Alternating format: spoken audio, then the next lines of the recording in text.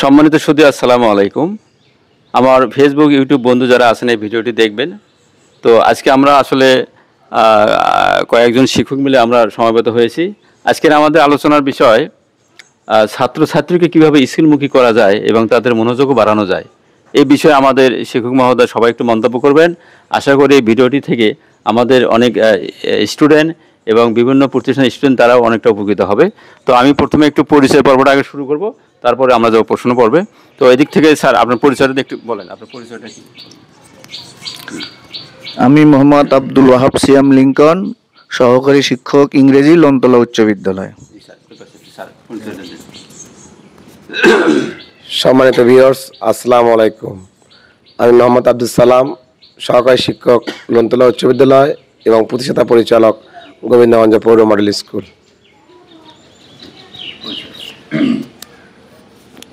আমি মোহাম্মদ রেজাউল করিম মণ্ডল, সহকারী শিক্ষক, শারীরিক শিক্ষা, লন্তলা উচ্চ বিদ্যালয়। জি, ধন্যবাদ। আসলে আমার পরিচয়টা দিই, আমি মোহাম্মদ মঈনুল হক, অনেকে ডাক নাম মঈন হিসেবে জানে মঈন, আর আমি সহকারী শিক্ষক গণিত, লন্তলা উচ্চ বিদ্যালয়। আজকে কিন্তু আমরা এখানে যে চারজন আছি, চারজনে আমরা অত্র প্রতিষ্ঠানের শিক্ষক। তো আমাদের এই শিক্ষকতার অভিজ্ঞতা থেকে আমরা একটু বলতে চাই যে আসলে স্টুডেন্ট স্কুলমুখী কীভাবে বেশি করা যায় এবং তাদের পড়ার মানটা যাতে ভালো থাকে, তারা খুব বেশি মনোযোগী হয়, সেই বিষয়ে আমি প্রত্যেক স্যারের কাছ থেকে দুই একটা মন্তব্য নেব। তো প্রথমে স্যারকে যদি লিখুন স্যারকে জিজ্ঞেস করি যে স্টুডেন্ট আসলে স্কুলমুখী করার জন্য আসলে কি করা উচিত, আপনি কি মনে করেন এই বিষয়ে?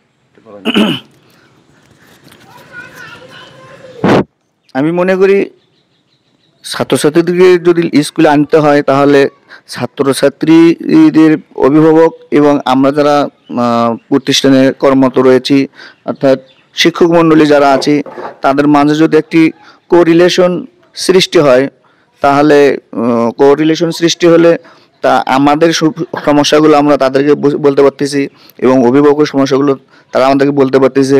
এই দুই সমস্যার সমাধান হিসেবে আমরা ছাত্রছাত্রীকে স্কুলে নিয়ে আসতে পারবো বলে আমি বিশ্বাস করি। তারপরেও ছাত্রছাত্রীদের যদি আমরা পাঠদানের মধ্য দিয়েই তাদের পরবর্তী জীবনের লক্ষ্যস্থিতিটাকে ঠিক করে দিতে পারি, তাহলেই মনে করি যে ছাত্রছাত্রী অবশ্যই স্কুলে আসবে। কেন, যখন ছাত্রছাত্রী জানে যে আমাকে আমার লক্ষ্য স্থির করতে হলে বা আমাকে জীবনে অনেক কিছু হতে গেলে, বড় হতে গেলে কিংবা বিশেষ কোনো অফিসার হতে গেলে, তাহলে অবশ্যই যে আমাদেরকে স্কুলে আসতে হবে, নিয়ম শৃঙ্খলা মানতে হবে, এবং এগুলো যদি আমরা প্রত্যক্ষভাবে পালন করতে পারি তাহলে একজন ছাত্র সেও বুঝতে পারবে এবং সে স্কুলমুখী হবে বলে আমার বিশ্বাস। Thank you. হ্যাঁ জি, ধন্যবাদ। স্যার বোঝাতে চাচ্ছিলেন আসলে যে আমাদের স্টুডেন্ট গাইডেন্সের সাথে কোঅপারেট সুসম্পর্ক থাকা লাগবে, তাদের যোগাযোগ, এবং স্টুডেন্ট যদি বুঝতে পারে তার আসলে পড়ালেখা করলে কি হবে, সে কি হতে পারবে, এই বিষয়টা জানলে সে অনেক আগ্রহী হবে। জি স্যারকে ধন্যবাদ। এবার আমি সালাম স্যারের কাছে জানতে চাচ্ছি যে আসলে স্টুডেন্টদের স্কুলমুখী করা এবং পড়ালেখায় যাতে তারা আত্মনিয়োগ করে মনোযোগী হয়, এই বিষয়ে আপনার সুচিন্তিত দুই একটা মতামত বলুন স্যার। ধন্যবাদ। আসলে আমাদের সমগ্র বাংলাদেশে বিগত 2-3 বছর যাবৎ একটি কালচার কৃষ্টিতে রূপান্তর হতে যাচ্ছে। সেটির মূল একটি লক্ষ্য হচ্ছে আমাদের ফেসবুক দুনিয়া, স্মার্টফোন, শয়তানের বাক্স যেটাকে আমি বলি। এই শয়তানের বাক্স স্মার্টফোনের কারণে আমাদের শিক্ষার্থীরা আজ ক্লাসে বিমুখ, ক্লাস থেকে তারা বাড়িতে এই ফোন নিয়ে ব্যস্ত। তো আমি মনে করব যে আমাদের প্রত্যেকটি অভিভাবককে সচেতন হওয়া দরকার। তাদের সন্তানদেরকে স্কুলে পাঠানোর জন্য বাড়ি থেকে তাগিদ দেওয়া এবং তাদের আস্থা রাখা আমাদের প্রতি, যে আমরা সরকারিভাবে নিয়োগপ্রাপ্ত শিক্ষক, স্কুলে পাঠদান করে আমরা বেতন পেয়ে থাকি। আমাদের সমগ্র বাংলাদেশের শিক্ষা প্রতিষ্ঠানগুলিতে ষষ্ঠ, সপ্তম এবং অষ্টম শ্রেণীর শিক্ষার্থীদের পূর্ণাঙ্গ ক্লাস হয়, চলমান আছে। কিন্তু নবম শ্রেণী এবং দশম শ্রেণীর শিক্ষার্থীরা নবম শ্রেণীতে উন্নীত হওয়ার পরপরই প্রাইভেট কোচিংয়ের সাথে জড়িয়ে পড়ে এবং প্রাইভেট কোচিংয়ের নাম করে এই স্মার্টফোন হাতে নিয়ে বিভিন্ন মোড়ে, পাড়ায়, আড্ডায় ব্যস্ত থাকে, যার জন্য স্কুলমুখী হয় না। এবং বাড়িতে একটা কালচার সৃষ্টি হয়ে গেছে যে বাড়িতে তারা মিথ্যাচার করে যে স্কুলে ক্লাস হয় না, বিদায় স্কুলে আসে না।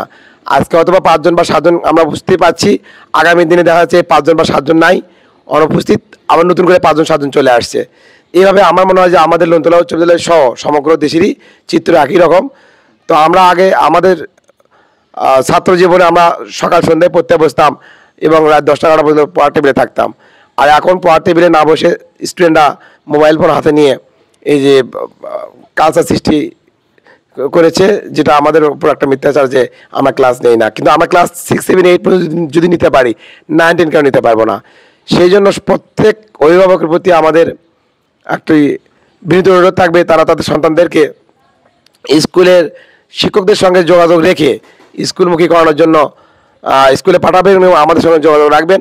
প্রাইভেট কোচিং না পড়ে যদি স্কুল করে নিয়মিত একজন শিক্ষার্থী, তবে তার ভালো ফলাফল করানো সম্ভব। তো এখন স্কুলমুখী না হওয়ার মূল একটি কারণ হচ্ছে সেটা আমাদের মোবাইল ফোন ব্যবহার, স্মার্টফোন ব্যবহার। এটি ব্যবহার বন্ধ করলেই এবং স্কুলের শিক্ষকদের সঙ্গে প্রত্যেক অভিভাবক যোগাযোগ রাখলেই শিক্ষার্থীরা স্কুলমুখী হবে, স্কুলে আমরা পাঠদান করাবো এবং তারা ভালো ফলাফল করতে সক্ষম হবে ইনশাআল্লাহ, আমার বিশ্বাস। ধন্যবাদ ভাই। জি, সালাম ভাইকে ধন্যবাদ জানালাম। আসলে সালাম ভাই যে কথাগুলো বললো আপনারা সেটা শুনতে পাচ্ছেন যে ছাত্রদের স্কুলমুখী করার জন্য মোবাইল আসলে যে শয়তানের বাক্স, এটা আমি বলে থাকি, এটা বন্ধ করার দরকার। আর হচ্ছে তারা নিয়মিত স্কুলে আসলে সেখানে অনেক কিছু শিখতে পারবে। এবার আমি আমাদের রেজাউল স্যারের কাছ থেকে একটা মন্তব্য দিতে চাচ্ছি, আপনার কাছে জানতে চাচ্ছি আসলে আপনার দৃষ্টিতে স্টুডেন্ট স্কুলমুখী কীভাবে হবে, পড়ালেখায় মনোযোগী হবে, এই বিষয়ে আপনার মতামত কি একটু বলেন।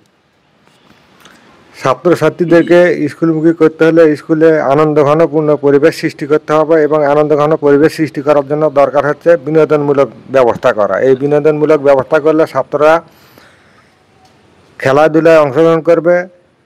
খেলাধুলায় অংশগ্রহণ করার পর তারা একজন ভালো মানুষ হয়ে গড়ে উঠবে।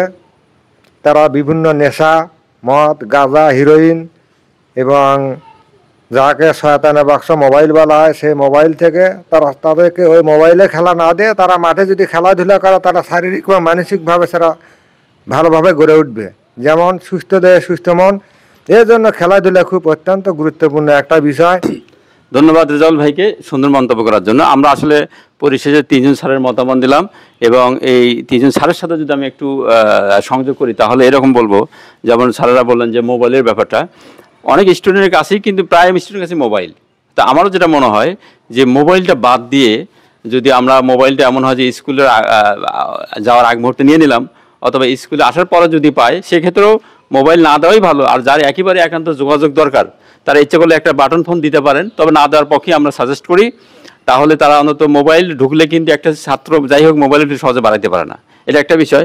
আর স্যার বললেন যে কোচিং প্রাইভেট যেগুলো বললো আর কি, আসলে আমরা একটা জরিপ দেখেছি যে এবছর যে ছাত্রটা একেবারে 1300-র মধ্যে বা সর্বোচ্চ নাম্বার যে পেয়েছে 1200 কত জানি 1285 নাম্বার পেয়েছে। 1300-র মধ্যে 1285 নাম্বার পাওয়া এটা কিন্তু বিশাল ব্যাপার, যেটা সর্বোচ্চ অর্জন।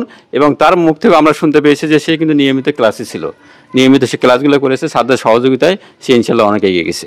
সেই জন্য আমিও বলতে চাই সব স্যারের সাথে সম্মতিক্রমে যে সারা বাংলাদেশের কোনো একটা প্রতিষ্ঠান না, সকল বাংলাদেশের স্টুডেন্ট তারা যদি নিয়মিত ক্লাস করে তাহলে 10টা থেকে 4টে পর্যন্ত ক্লাস করে, আশা করি তার কোনো প্রাইভেট কোচিংয়ের দরকার হয় না। তারপরও কেউ যদি মনে করে যে আমার একটু আরেকটু কেয়ার দরকার, এক্সট্রা দরকার, অনেকে হয়তো অমনোযোগী থাকে, সেক্ষেত্রে 10টার আগে বা 4টের আগে, সেক্ষেত্রে আমি বলবো যে স্কুলে টিচারদের কাছে থাকা উচিত। কারণ বাইরে যখন যায় কোচিংয়ে তখন ওই সব জায়গাতে তারা কিন্তু অনেক গ্যাদারিং করার সুযোগ পায়, যেটা টিচারদের কাছে করা সম্ভব হয় না।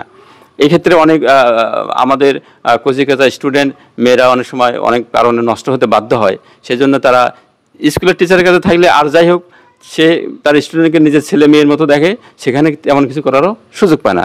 যাই হোক সবশেষে আমার মনে হয় যে আজকে আমরা এই ভিডিও থেকে আমাদের ছাত্রের মন্তব্য থেকে যদি আমরা মনে করি যে আসলে এটা দরকার, অবশ্যই আপনার ছেলে মেয়েকে আপনি সচেতন করবেন এবং আপনি একজন গার্ডিয়ান হিসাবে আপনার ছেলে মেয়েকে, আপনি ব্যস্ত, সংসার নিয়ে ব্যস্ত, অন্য কাজে ব্যস্ত, আপনার ছেলে মেয়েকে সময় দিচ্ছেন না।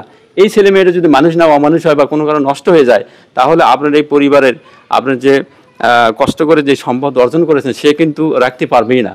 সুতরাং আমি মনে করি এটা প্রত্যেকের জন্য দরকার। এবং সবশেষে আজকের আমার ছাত্রদেরকে ধন্যবাদ জানাচ্ছি, খুব সুন্দর মন্তব্য দিয়েছেন। আশা করি এটা অনেকের অনেক উপকার আসবে। আমাদের এই ভিডিওটি ভালো লাগলে এবং কোনো কথা থাকলে আপনারা কমেন্টস করে জানাবেন, আমরা চেষ্টা করব সে বিষয়ে পরবর্তী কোনো ভিডিও নেওয়ার জন্য। পরিশেষে সবাইকে ধন্যবাদ, আমরা আসবো এরপর অন্য কোনো একটা ভিডিও নিয়ে। আসসালামু আলাইকুম রহমতুল্লাহি।